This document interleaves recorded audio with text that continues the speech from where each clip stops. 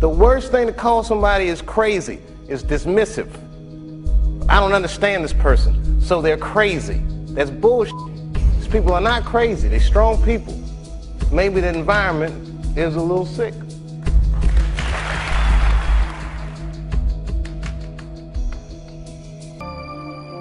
Dr. Michael Elner, a hypnotist, said, just look at us. Everything is backwards. Everything is upside down. Doctors destroy health. Lawyers destroy justice. Universities destroy knowledge. Governments destroy freedom. The major media destroys information. And religion destroys spirituality. But you know, we have funded and paid for teachers and churches. We bought into every kind of nonsense to find out what is God, what is tradition, what is enlightenment. And you know something? It might boil down to something very simple. And I pulled it off the shelf, a book about schizophrenia, and it said the typical schizophrenic lives in a world of twilight imagining, marginal to his society, incapable of holding a regular job. These people live on the fringes, content to drift in their own self-created value system. I said, that's it. That's it. Now I understand. Christianity and these organizations, these organized religions, as well as the corporate dominance and governments, they're there to erase your spirit of rebellion. That's their modus operandi. That's why they exist. They don't exist to take you to God or to heaven. There's very few enlightened people in Christianity, if you haven't noticed. There's very few enlightened people anywhere in the world. But what there is conformity, violence, subservience to tradition, and untold sadism to the self and to others. And there is the obvious control and subjugation of the true spirit of rebellion. It's very difficult to tell people that their thinking is deranged. They think they're perfectly normal. Partly, as I said, they've adjusted to reality as they see it, so they're not wholly to blame.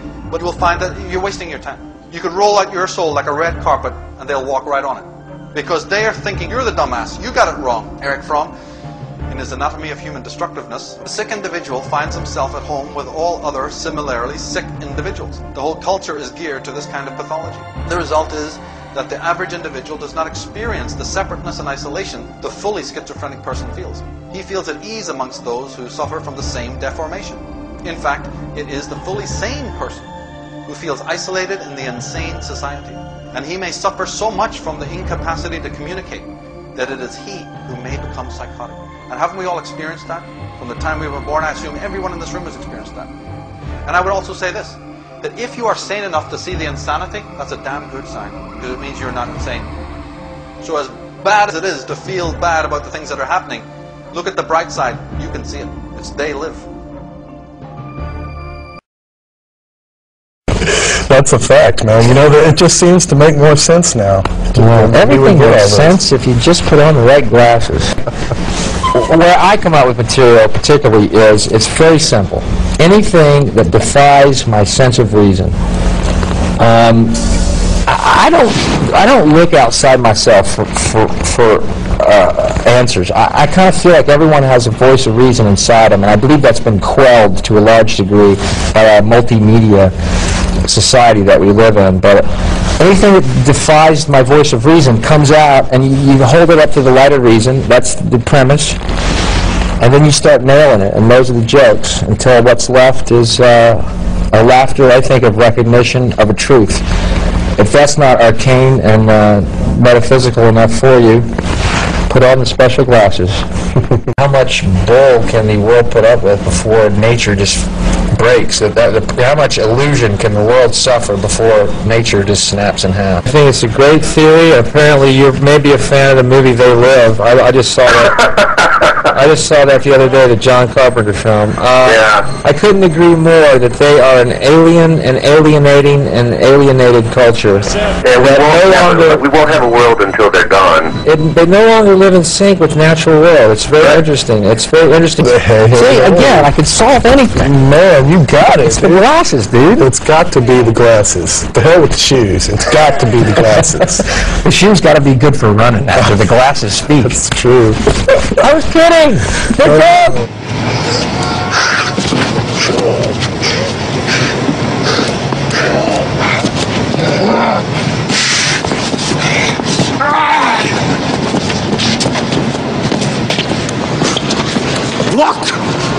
Look at them, they're everywhere! I don't know. Maybe they can see Valley 5th and the spring. Now hold on. You ain't the first son of a bitch to wake up out of their dream. The most strongly enforced of all known taboos is the taboo against knowing who and what you really are behind the mask of your apparently separate, independent, and isolated ego. Carl Jung put it this way. He said, people will do anything, no matter how absurd, to stop from facing their souls. And all that carnival that you see out there and all the distraction and nonsense that this world is wall-to-wall full of, that's what he's talking about. He said, when an inner situation is not made conscious, it appears outside of you as fate.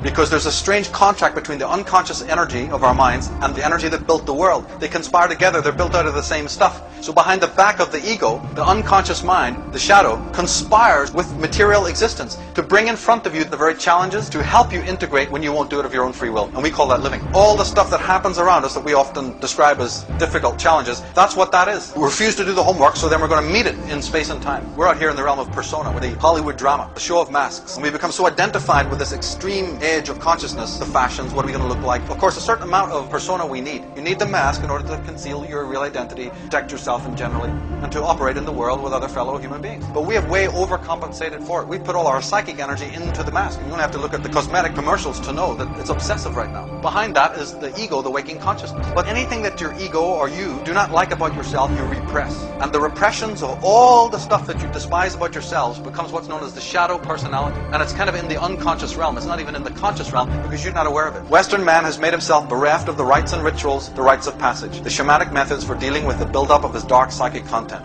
As a result, he is patently psychologically arrested. His avoidance condemns mankind and the earth. It engenders psychotic and sadistic leaders who are able to play upon his fears and lower instincts ad infinitum.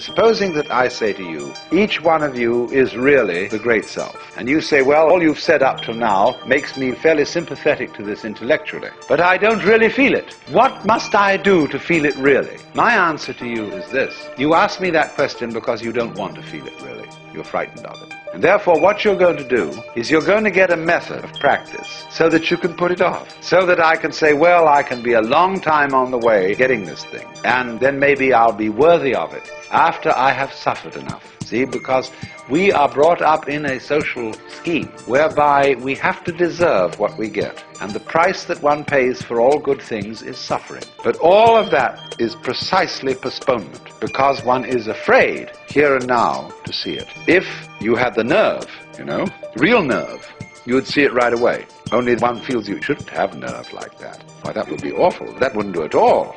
Because after all, I'm supposed to be poor little me. I'm not really much of a muchness. I'm playing the role of being poor little me. And therefore, in order to be something great, like a Buddha, one liberated in this life, I ought to suffer for it. So you can suffer for it. There are all kinds of ways invented for you to do this. And you can discipline yourself, and you can gain control of your mind, and you can do all sorts of extraordinary things. There's absolutely nothing to do with the realization of the self. The realization of the self fundamentally depends on coming off it. When we say to people who put on some kind of an act, we say, oh, come off it. And some people can come off it. They laugh and say they suddenly realize, they were making fools of themselves, and they laugh at themselves and they come off it. So in exactly the same way, the guru, the teacher, is trying to make you come off it. Now, if he finds he can't make you come off it, he's going to put you through all these exercises, so that when you've got enough discipline, enough suffering, and enough frustration, you'll give it all up and realize you were there for the beginning and there was nothing to realize. But the guru is very clever. He says, all right, if this is the way you have to go, this is the way you have to go. You asked for it. You came to me and said, I want to learn yoga. Yoga is union, you're that. I'm sorry, I don't understand that, because I only get it intellectually, I don't feel it. Oh, he says, you're one of those. So I see, I've got to satisfy you. The customer is always right. No? I've got to give you all this work to do, because you can't see directly that this is so. But he's looking at you in a funny way, you see. The guru is always saying to you, what are you doing? What's your game? Imagine, for example, a father confessor, and you feel terribly guilty that you've committed murders and robberies and adulteries and all kinds of injury to people and financial shenanigans. And you go to this man and say, I am a terrible sinner.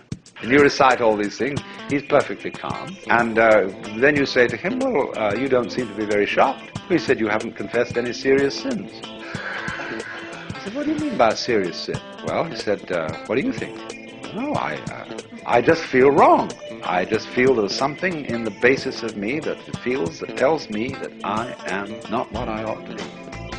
Could it be that I'm spiritually proud? That I'm egocentric? No, that's not. It's very usual. This is quite ordinary sin. But he says you are guilty of something really terrible. And you think, what, me? I, little me, could do something worse than murder, worse than spiritual pride? The real crime is that you won't admit you're God. That's false modesty. So the guru challenges, you see. If you raise the question, he doesn't go out and preach in the streets and say, come on everybody, you ought to be converted. He sits down under a tree and waits. And people start coming around, and they offer him propositions. He answers back, and he challenges you in any way that he thinks is appropriate to your situation. Now, if you've got a thin shell and your mask is easily dispatched with, he simply uses what we might call an easy method. He says, listen, Shiva, come off it. Don't pretend you're this guy here. I know who you are. And the guy sort of twinkles a bit and says, well, I guess you're right. But the people aren't like that. They have very thick shells. And so he has to invent ways of cracking them.